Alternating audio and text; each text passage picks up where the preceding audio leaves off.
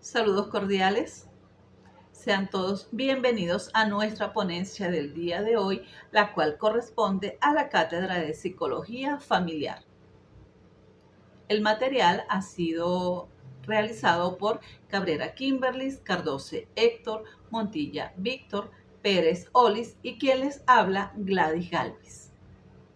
Hemos sido acompañados durante todo este proceso por nuestro tutor, la profesora Carolina Bocaranda. Durante nuestro encuentro estaremos abordando los diversos conceptos acerca de clima familiar, su importancia y las diversas dinámicas familiares encontradas dentro de los hogares. Además, tipos de padres, estilos de crianzas, según el modelo propuesto por Diana Baurit. Además, familias funcionales, familias disfuncionales y sus diversos enfoques teóricos. El síndrome de alienación parental y qué hacer desde la mirada de la psicología familiar. Conceptos de divorcio, violencia intrafamiliar, equipo multidisciplinario, aspectos legales y jurídicos. Y como punto final estaremos abordando los diversos procesos de pérdidas, es decir, el duelo y cómo afrontarlos desde una mirada psicológica. Si deseas profundizar acerca de los contenidos propuestos, le invitamos a revisar las referencias dejadas al final de nuestro trabajo. Sin más dilación, iniciamos.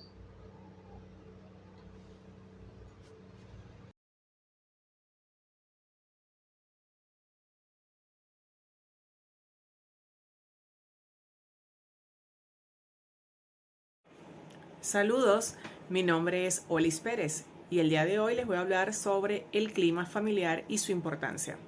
Para la definición de clima familiar traemos a cotación al psicólogo estadounidense Rudolf Moss, quien nos indica que el clima social familiar viene dado de las relaciones entre los miembros de la familia. Ello implica el grado de comunicación, de interacción y de desarrollo personal.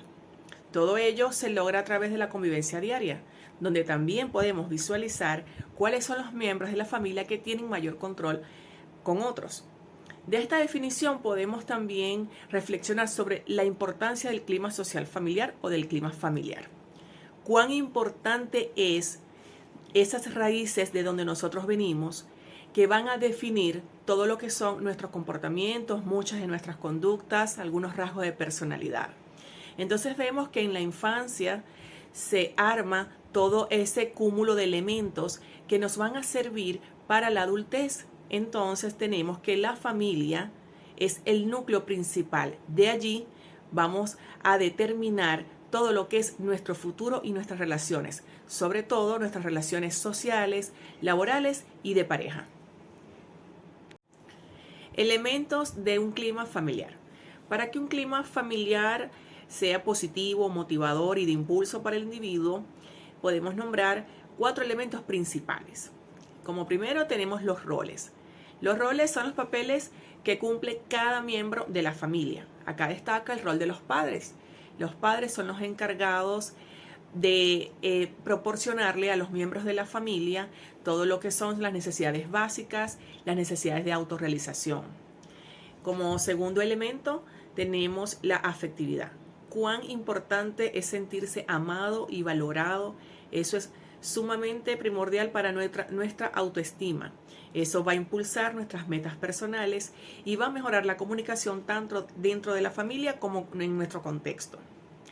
Normas. Las normas son muy necesarias para establecer los límites entre los miembros de la familia, para que se respeten lo que son la individualidad, se respeten las creencias y los valores de cada miembro. Y también tenemos otro elemento muy importante, como lo son la comunicación. La comunicación en un clima familiar positivo debe de ser bidireccional, de retroalimentación, es decir, que el que emite el mensaje lo va a emitir de forma clara y el que lo recibe también tiene derecho a opinar sobre ese mensaje que recibió. Eso va a favorecer la confianza de los miembros de la familia y va a impulsar lo que es el crecimiento personal. Ejemplos de los elementos del clima familiar. Ejemplo de los roles. Tenemos que en la casa están los padres, ambos trabajan en la calle, y está la abuela, que por estar más tiempo en la casa decide de manera voluntaria cocinar y atender a los niños mientras los padres están afuera trabajando. Mientras la abuela cuida a los niños están claros, están conscientes de que la abuela es la autoridad y puede vigilar lo que son las tareas, la correcta higiene, la buena alimentación, las horas de sueño y las horas de estudio. A su vez, los padres, cuando llegan a la casa por la tarde, respetan la autoridad de la abuela y la abuela respeta la autoridad de los padres. Entonces los niños entienden, comprenden y asumen esa dinámica familiar. Un ejemplo de las normas podemos citar cuando todos los miembros de la familia se sientan a la hora de comer y juntos acuerdan en apagar el teléfono celular o ponerlo en modo silencioso. ¿Para qué? Para que este tiempo sea de calidad y sea de real interacción entre los miembros de la familia.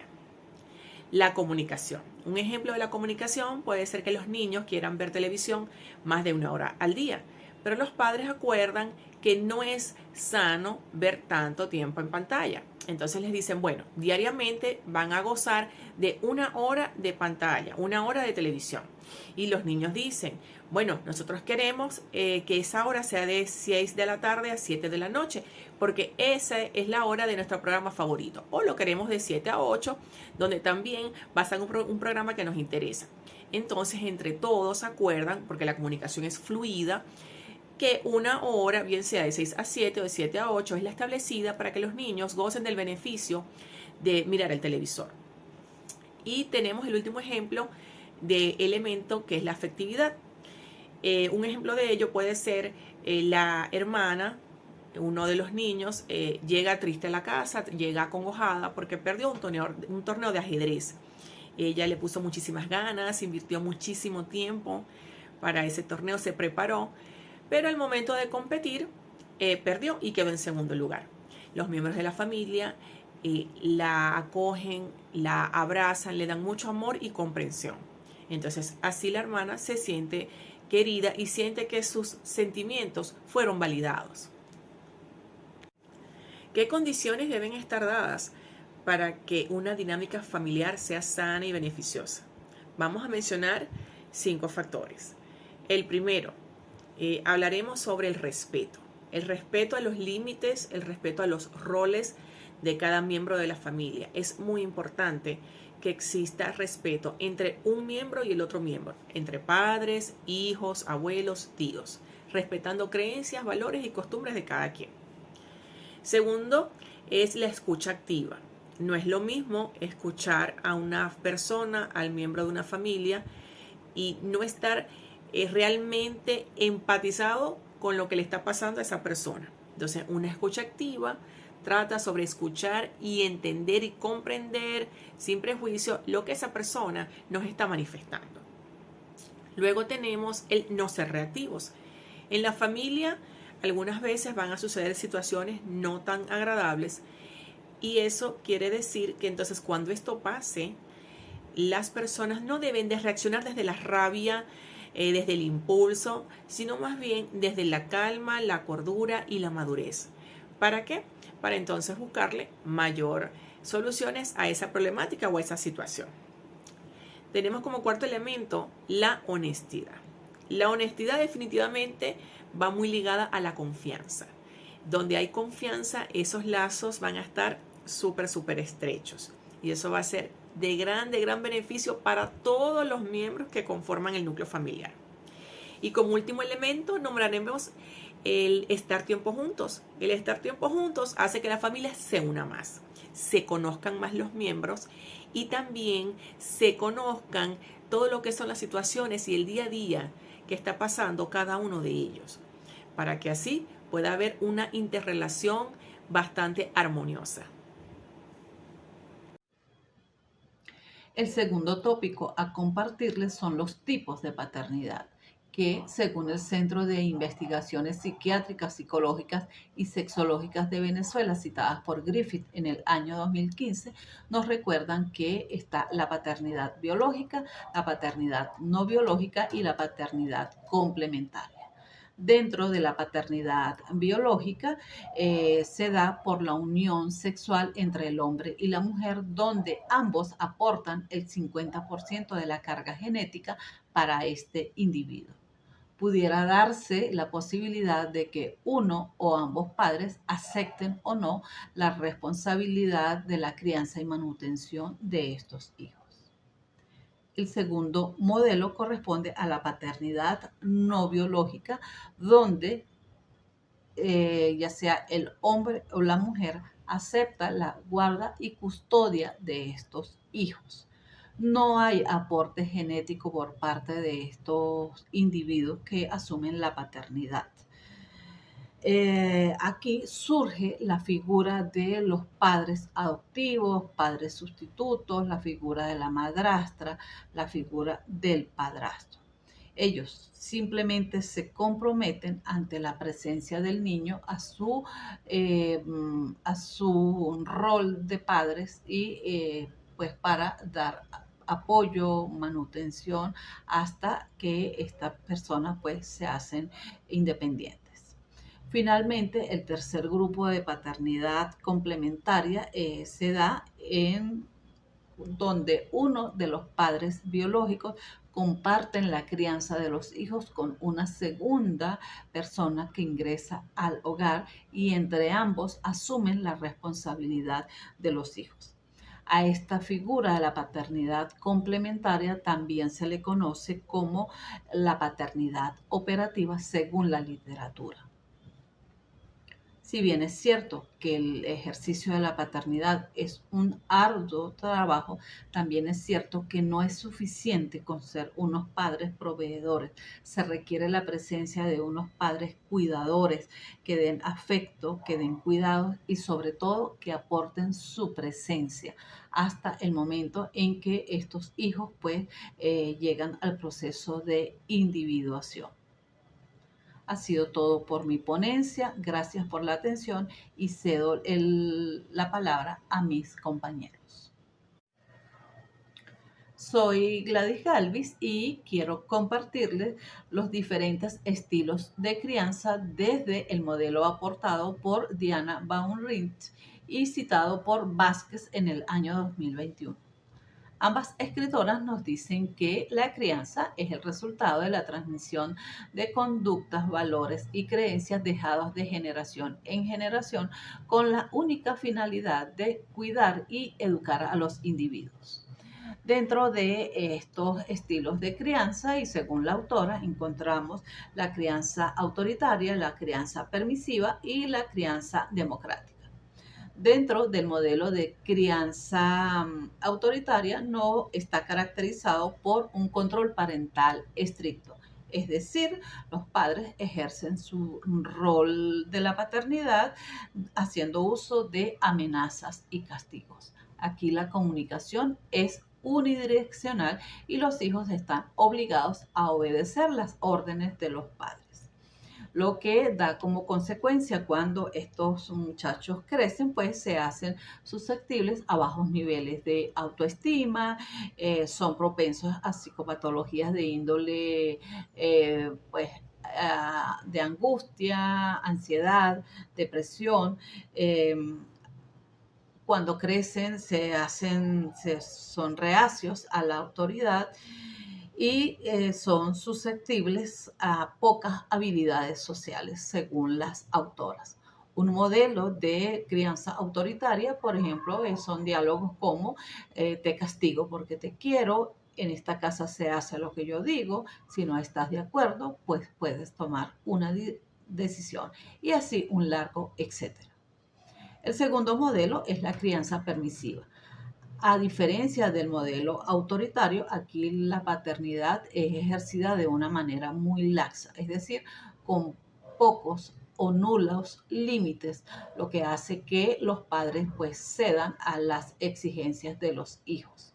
En este tipo de modelo permisivo, pues los hijos Se muestran impulsivos, con bajo rendimiento escolar, son proclives al uso de sustancias, proclives a insertarse en conductas conflictivas, tienen dificultades para manejar y gestionar sus emociones. Ejemplo de estos padres permisivos es, por ejemplo, los hijos empiezan a asumir conductas, a actuar por su cuenta y los padres se hacen de la vista gorda sin que pudiera importarles. Cada uno pues está de su cuenta y generalmente la autoridad o las actividades dentro del hogar son realizadas por una sola persona. El diálogo aquí prácticamente no existe. Y finalmente el tercer modelo es el modelo democrático. A diferencia de los dos anteriores, aquí los padres y representantes asumen el control del hogar y de los hijos de una manera firme, amorosa y respetuosa. Aquí la comunicación es bidireccional y todos y cada uno de los integrantes están orientados hacia el logro de sus metas y objetivos. Dentro de este modelo, el recinto hogareño, la conducta se torna totalmente nutritiva y pues el resultado es un balance desde lo psicológico, lo emocional y lo conductual asertivo. A este tipo de modelo democrático también se le conoce como modelo nutritivo de familias y recinto hogareño.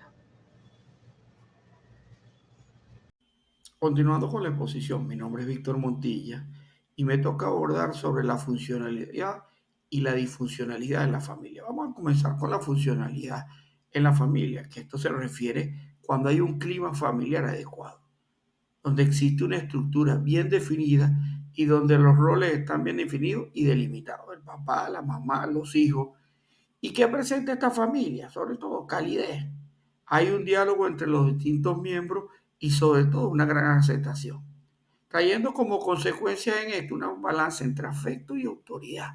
Hay esa unión, ese apoyo mutuo para afrontar las crisis de los ciclos de evolución, bien sea nacimiento, muerte, emancipación, separación, pérdida de trabajo o mudanza. Es decir, una familia funcional es aquella que lleva unas relaciones humanas recíprocas, que lleva relaciones sanas, saludables, donde cada uno de los miembros disfruta el gozo de estar juntos.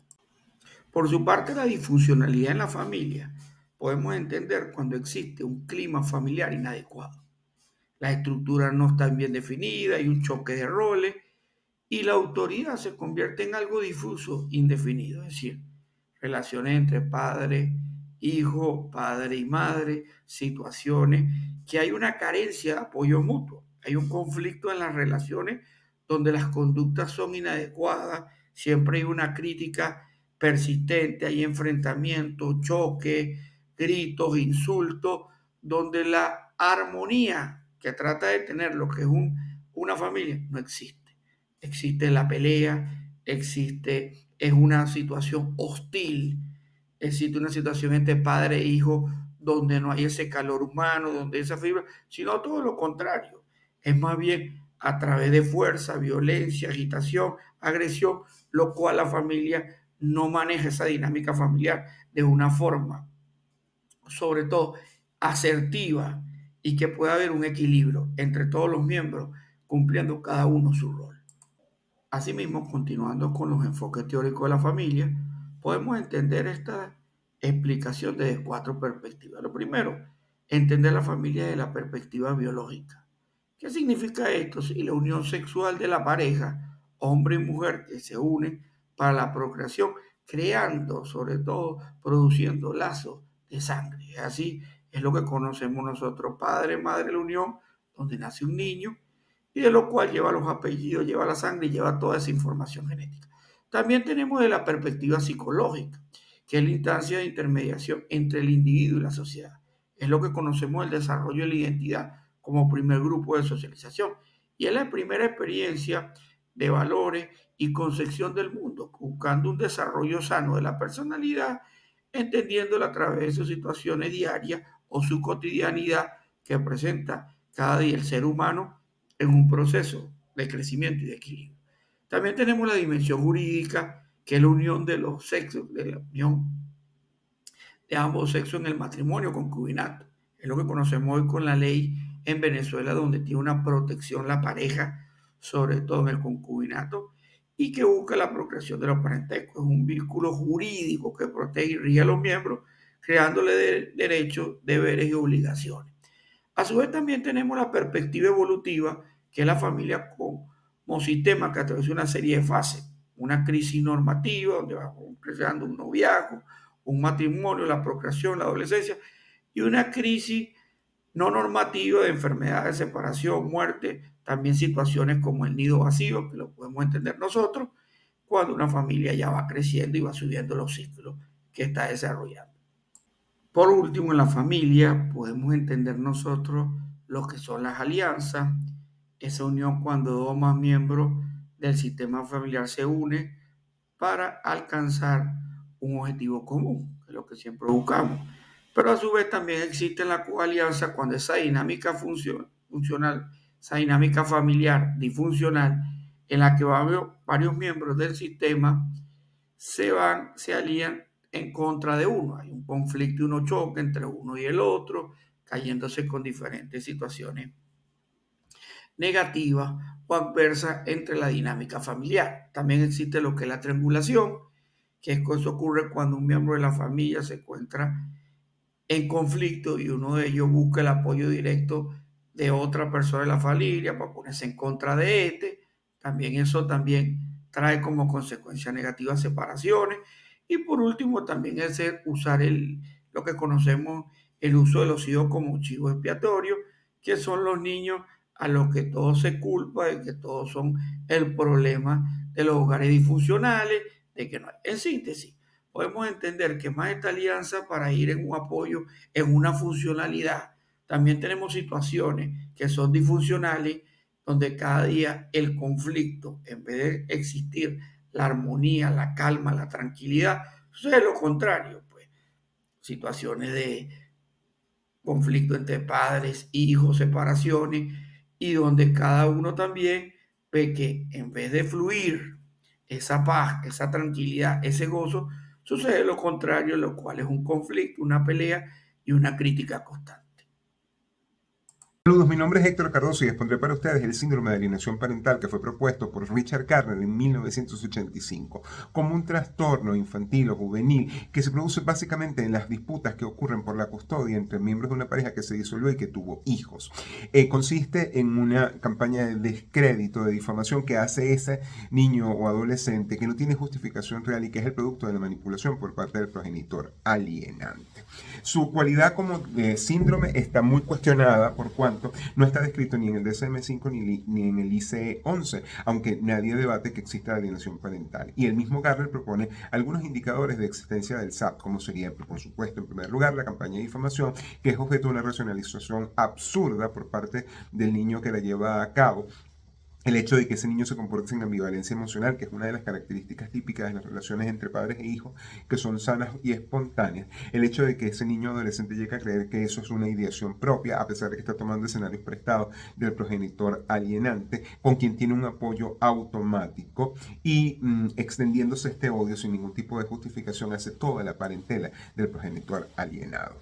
En cuanto a la intervención terapéutica psicológica en casos de SAP, Tejedor sostiene que es recomendable primero que la intervención terapéutica sea ordenada por un tribunal y que sea realizada con un terapeuta único, esto con la finalidad de evitar las manipulaciones que el progenitor alienante puede tratar de realizar. En segundo lugar, la Asociación Europea de Terapeutas en esta materia de alienación parental sostiene que la única manera de tratarlos es a través de terapia familiar sistémica, eliminando cualquier otra opción terapéutica. Sin embargo, hay un autor como Lampel que propone que se pueden utilizar estrategias conductistas, sobre todo de desensibilización respecto del padre alienado. Coca, en su aportación del 2021, sostiene que lo que debe ser en cualquier caso es una terapia diferenciada en cuanto al niño, que tiene que ser una terapia mucho más breve.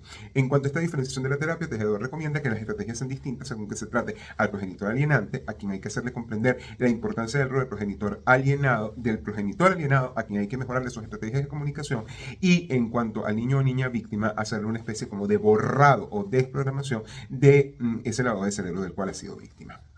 El divorcio es una institución sustantiva y procesal que apunta a la disolución de un vínculo matrimonial válidamente establecido. El divorcio prospera en Venezuela por tres tipos de motivos. Como sanción, por las causales previstas en el artículo 185 del Código Civil. Como solución, en virtud de la jurisprudencia para los casos de desafecto. Y como una consolidación de un estado de hecho en los casos de ruptura prolongada de la vida en común, según las disposiciones del 185A del Código Civil. Cuando están de por medio niños, niñas o adolescentes, el divorcio es regido en su procedimiento por la LOMNA, quien busca asegurar el cumplimiento de las denominadas instituciones familiares. En cuanto a la violencia intrafamiliar, la misma es cualquier tipo de agresión o comportamiento violento que vulnere los derechos o intereses de cualquiera de los integrantes del sistema familiar, lo cual puede generar daños de cualquier especie, en particular físicos, sexuales o psicológicos, que pueden conllevar a trauma. Y esto es objeto de protección legal sumamente intensa, como lo examinaremos en nuestra próxima lámina.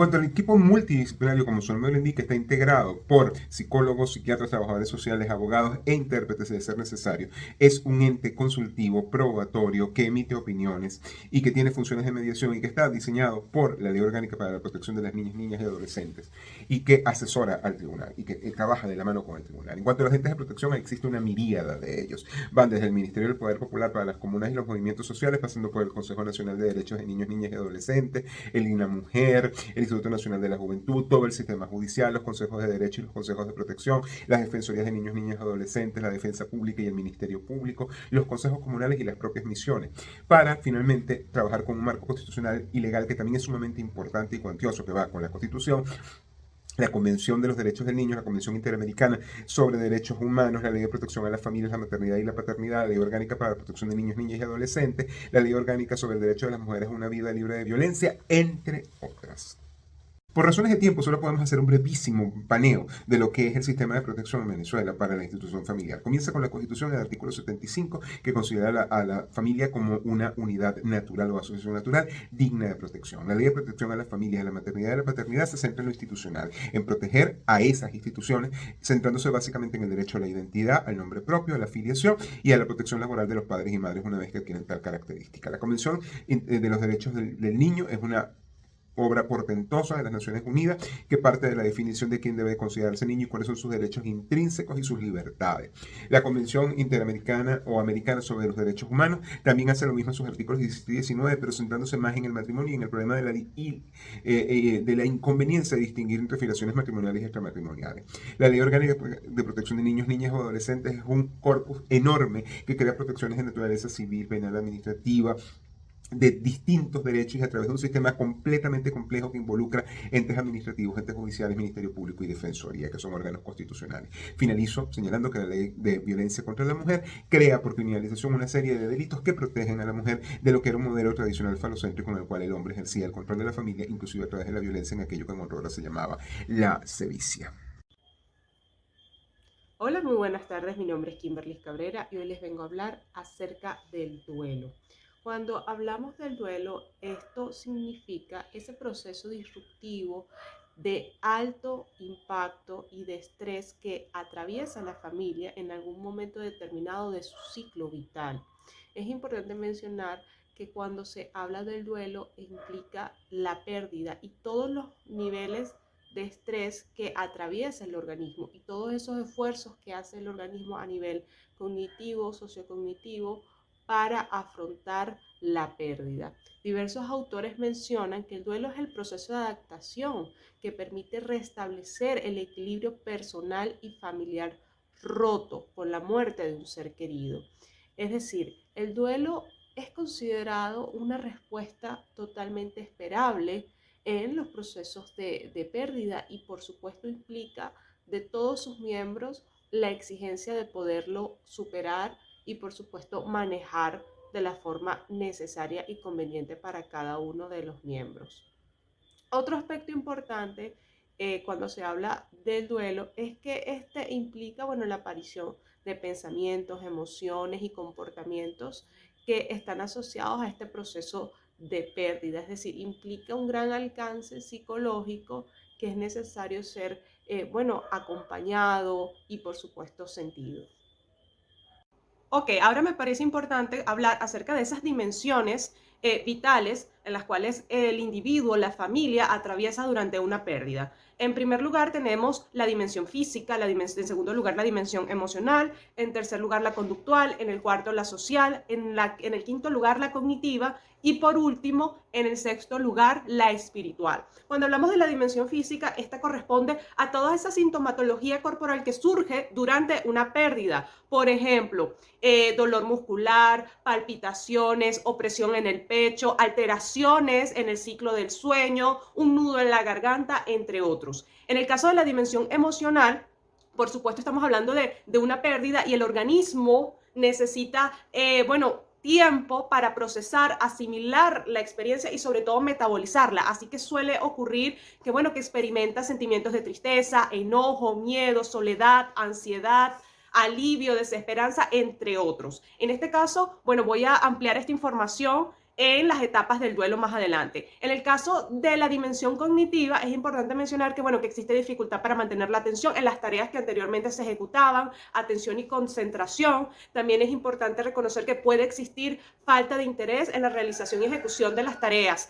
En el aspecto social es importante mencionar que estamos atravesando una pérdida y durante la pérdida la familia o los miembros de la familia necesitan tiempo y para eso muchas veces recurren a aislarse, ¿ok? Aislarse, es decir, no involucrarse a los eventos sociales, incluso pueden solicitar permisos para no asistir al trabajo, incluso puede haber rechazo a los demás y por supuesto al contacto. En el caso de la dimensión conductual, existe también, puede ocurrir diferentes formas, por ejemplo, o puede haber una conducta de mucha hiperactividad, es decir, de hacer, de ocuparse o de retraerse y no hacer nada. También esta es una etapa que es importante considerar conductas vinculadas, por ejemplo, al consumo de alcohol o del tabaco o de otras cosas.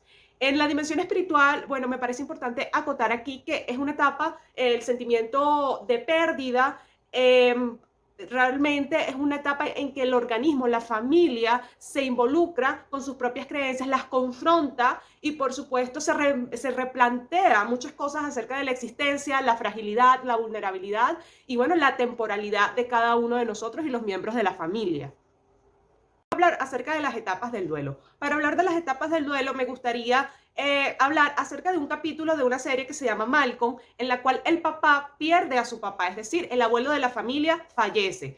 Durante el capítulo podemos observar cómo Hal, que es el papá, recibe la noticia de la pérdida de su papá y de alguna forma él entra en una de las primeras etapas que menciona Rose, Kubler-Ross, en su teoría, ya que ella menciona 5 etapas, que ya las voy a mencionar, pero la primera etapa es la negación. Entonces, cuando este personaje, este papá, recibe la noticia, entra en un estado de shock, un estado de negación, es decir, el organismo, el individuo todavía no ha procesado correctamente la información, está buscando herramientas, estrategias personales, internas para poder procesar la información. Entonces, durante esa primera etapa entra en shock. Luego viene la segunda etapa, que es la ira. ¿Okay? Cuando hablamos de la ira, estamos hablando de sentimientos de frustración, de impotencia referente a la pérdida. En esta etapa puede ocurrir 2 cosas.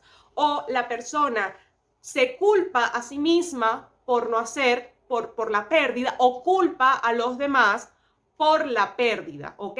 En la tercera etapa, es una etapa que está más vinculado como a la fantasía, es la etapa de la negociación, es decir, la persona guarda esperanza de que nada cambie, de que nada se modifique, ¿ok? Después de la pérdida, es decir, la vida continúa igual después de la pérdida y no es así. Por supuesto, existe un cambio importantísimo y la cual, necesitará tiempo para ajustarse, ¿ok? En último lugar, la cuarta etapa, es la depresión. Acá volvemos al capítulo de Malcolm, en el cual el papá pasa y atraviesa cada una de estas etapas y durante todas las etapas él se pregunta, ¿qué pasa que no estoy llorando? ¿Qué pasa que no estoy, honrando a mi papá sintiendo el dolor? ¿Será que no lo quise? ¿Será que no fue un buen padre? Entonces él empieza a replantearse muchas cosas y aquí nos vamos a las dimensiones, a la dimensión quizás emocional y espiritual de Hal. Entonces es importante mencionar que para él fue muy significativo poder hacer esa valoración. De hecho, durante todo el capítulo, él empieza como a mostrarse, a identificar todo lo que sucedió a lo largo de su vida con su papá, y justamente en una escena, viendo un polígrafo, él reconoce o que interioriza y empieza a tomar conciencia de su dolor. Y es justamente aquí la quinta etapa de esta teoría, que es la depresión, es la tristeza. Hal empieza a contactar con su tristeza, con su pérdida. Por último, es importante mencionar que existen intervenciones psicológicas que van dirigidos a niños, adolescentes y adultos mayores. Es importante mencionar que a grandes rasgos es importante mantener una comunicación activa, directa, concisa, acorde a la edad cronológica de los niños. Acá es importante mencionar que no es igual darle la información a un niño, a un adolescente y a un adulto mayor. Entonces, en todos los casos, por supuesto, es importante el acompañamiento que se puede hacer. Desde el punto de vista de la intervención psicológica, es importante conectar con los ritos funerarios que implica, porque es parte de poder procesar la pérdida, de poder despedirse de forma significativa de ese ser querido. Algunas